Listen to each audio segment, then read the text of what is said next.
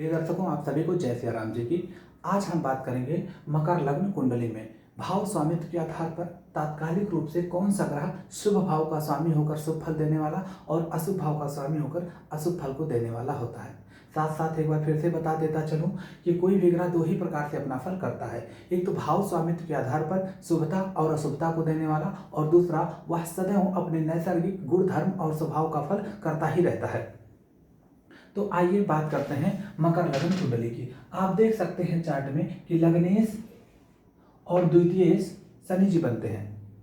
अब दूसरा भाव समभाव होता है और दूसरे भाव का स्वामी अपनी दूसरी राशि का फल करता है। तो इस आधार पर शनि जी की दूसरी राशि मकर राशि, जो कि सामान्य राशि होती है, वह लग्न में पड़ती है। तो लग्न का फल विशेष करेंगे और लग्नेश सदैव शुभ फल करने वाला होता है। क्यों? क्योंकि लग्न भाव, केंद्र और त्रिकोण एक साथ दोनों भाव माना गया है।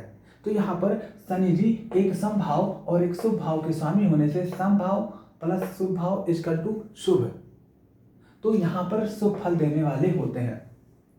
इस लग्न कुंडली में अगर शनि जी की प्लेसमेंट अच्छी हुई, स्वग्रही हुए, उच्च के हुए, केंद्र त्रिकोण से संबंध बनाते हैं, मित्र राशि, स्वराशि, मूल त्रिकोण राशि या उच्च कार होकर कोई भी ग्रह बलवान माना जाता है। तो यहाँ पर शनि जी अगर इस स्थिति में हुए तो विशेष रूप से शुभ फल देने वाले होंगे। लेकिन एक बार फिर बता दूं, शनि जी का जो स्वभाव है वह संघर्ष है, बाधा है, देरी है, रुकावटें हैं, मुसीबतें हैं, काफी हार्ड वर्क करवाने के बाद सफलता देते हैं। तो अच्छी स्थिति में भी होने पर अपने नैसर्गिक गुण धर्म और स्वभाव के अनुसार काफी संघर्ष के बाद, बाधाओं के बाद धीरे धीरे करके देरी से सफलता देते हैं, लेकिन देते हैं। अब हम बात करते हैं तीसरे भाव और 12वें भाव के स्वामी गुरु जी की।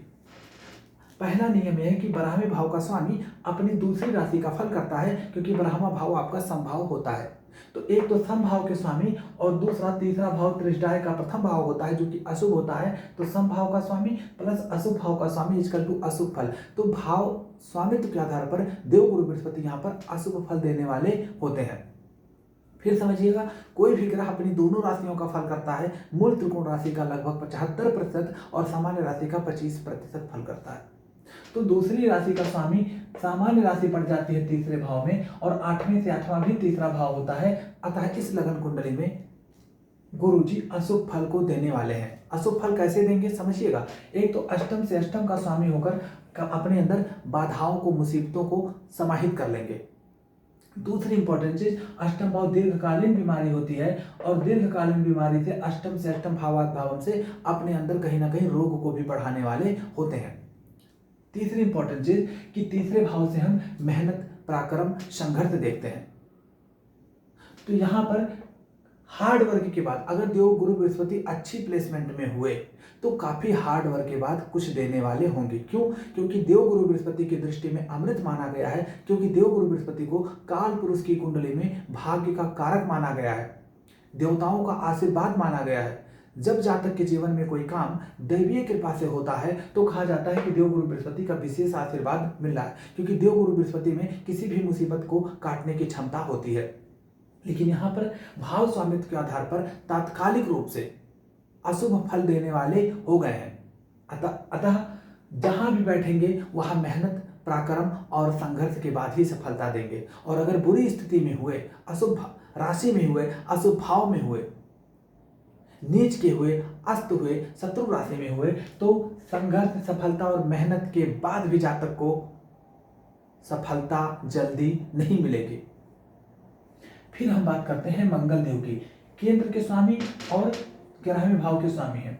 केंद्र भाव तटस्थ भाव होता है, 11वें भाव को हम त्रिष्टायस कहते हैं। तो यह सम भाव हो गया और यह अशुभ भाव हो गया। पहले भी कई वीडियो में बता चुका हूं। तो सम प्लस अशुभ इक्वल टू अशुभ फल देने वाले यहाँ पर मंगल देव होते हैं। ऐसे भी लगने शनि के शत्रु भी हैं। तो क्या इस लगन कुंडली में मंगल जी हमेशा अशुभ फल देंगे? नहीं। चौथा भाव केंद्र भाव का है, जमीन जायदाद वाहन का है, और 11वां भाव लाभ प्राप्ति का है। तो मंगल देव की स्थिति अगर कहीं पर भी स्वाग्रही हो गई या धन भाव का स्वामी होने से लाभ का, दूसरे धन भाव से, केंद्र भाव से या त्रिकोण भाव से, इन्हीं के स्वामियों से बनाएंगे तो जबरदस्त लाभ प्राप्ति का योग, धन योग, जमीन जायदाद वाहन प्रॉपर्टी का योग बनाएंगे। ये जो अशुभता होती है ये छठे से छठा होने से विशेषकर रोग के लिए होती है। मंगल देव नैसर्गिक कुंडली में कर्ज के भी कारक माने गए हैं। छठे भाव में कर्ज के कारक, दुर्घटना के कारक मंगल देव को माना गया है। तो जातक के जीवन में दुर्घटनाएं और कर्ज की स्थिति और बीमारी की स्थिति 11वें भाव का स्वामी होने से निर्मित कर सकते हैं अगर अशुभ स्थिति में हुए तो। इसकी विवेचना आगे होगी जब हम फलादेश की टेक्निक पढ़ाएंगे। अभी सिर्फ और सिर्फ शुभता और अशुभता को आप समझने का प्रयत्न कीजिए। अब हम बात करते हैं सप्तम भाव के स्वामी चंद्र की। दोस्तों गलती हो गई। अब हम बात करते हैं छठे भाव और 9वें भाव के स्वामी बुध देव की। छठा भाव त्रिष्टाय का दूसरा अशुभ भाव होता है और 9वां भाव त्रिकोण भाव होने से शुभ होता है। तो अशुभ प्लस शुभ, अशुभ भाव हो गया छठा और 9वां भाव आपका शुभ भाव हो गया। तो अशुभ प्लस शुभ इसका तो मिश्रित शुभ फलदायक। मिश्रित इसलिए दोस्तों क्योंकि छठे घर में बुध देव की सामान्य राशि है और लग्नेश के मित्र भी हैं क्योंकि त्रिकोणेश भी है। तो यहाँ पर सामान्य रूप से ही छठे का फल करेंगे, यानी कि रोग ऋण शत्रु अवरोध रुकावट और मुसीबतों को अपने में सामान्य रूप से ही समाहित करेंगे और विशेष रूप से त्रिकोण का ही फल करेंगे। क्यों?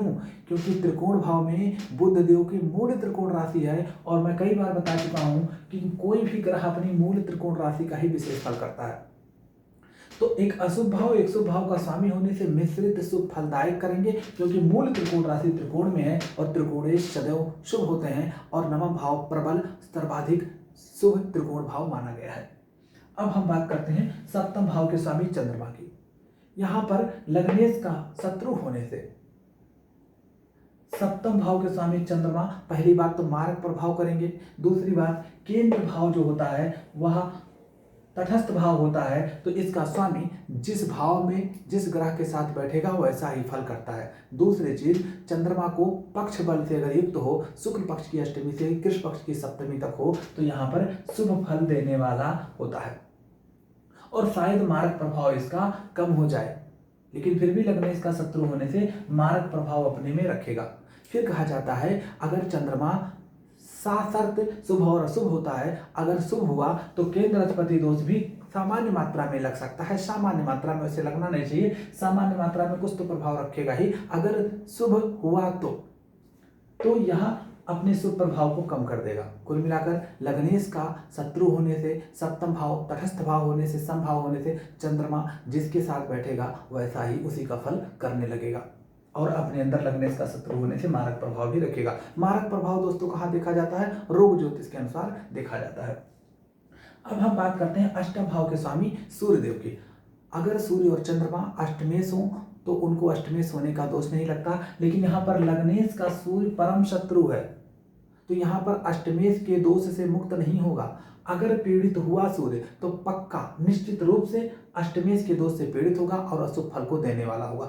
अगर सूर्य देव की स्थिति यहाँ पर अच्छी हुई, शुभ राशि में हुए, स्वग्रही हुए और पीड़ित नहीं हुए तो मिश्रित फल देने वाले होंगे। मिश्रित रूप से ही अशुभ फल देंगे, पूर्ण रूप से अशुभ फल नहीं देंगे, लेकिन फिर भी अष्टमेश का दोष नहीं लगता, कुछ मात्रा में तो लगेगा और लग्नेश का शत्रु होने से अगर पीड़ित हुए तो निश्चित रूप से अष्टमेश का दोष लगेगा।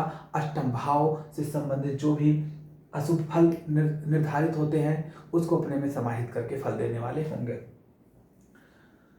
दोस्तों इस तरीके से मकर लगन कुंडली की सारगर्भित विवेचना हो चुकी है। अगर आपका कोई प्रश्न है फलित ज्योतिष से संबंधित, आप कमेंट बॉक्स में आप कमेंट के माध्यम से हमसे प्रश्न पूछ सकते हैं। हम आपके सभी प्रश्नों का सटीक और तार्किक शास्त्रीय प्रमाण के साथ जवाब देने के लिए प्रतिबद्ध होते हैं। और अगर आप अपनी कुंडली की विवेचना हमसे करवाना चाहते हैं तो मात्र 501 रुपये में हम आपकी संपूर्ण कुंडली की विवेचना करते हैं। समय और प्रश्न की कोई सीमा नहीं, जब तक आप संतुष्ट नहीं हो जाते, जब तक आपके प्रश्न कंप्लीट नहीं हो जाते, आपको उसका उत्तर नहीं मिल जाता, तब तक हम आपको जवाब देते रहते हैं। क्योंकि दोस्तों ज्योतिष एक सेवा है, ये व्यवसाय नहीं है, इसलिए मात्र 501 रुपये में संपूर्ण कुंडली की विवेचना करते हैं। मैं पंडित राघवेंद्र उपाध्याय आप सभी का बहुत सारा स्वागत करता हूं कि आपने हमारी वीडियोस को देखा और हमें प्रोत्साहित किया। इसी के साथ साथ धन्यवाद। जय श्री राम जी की आप सभी को।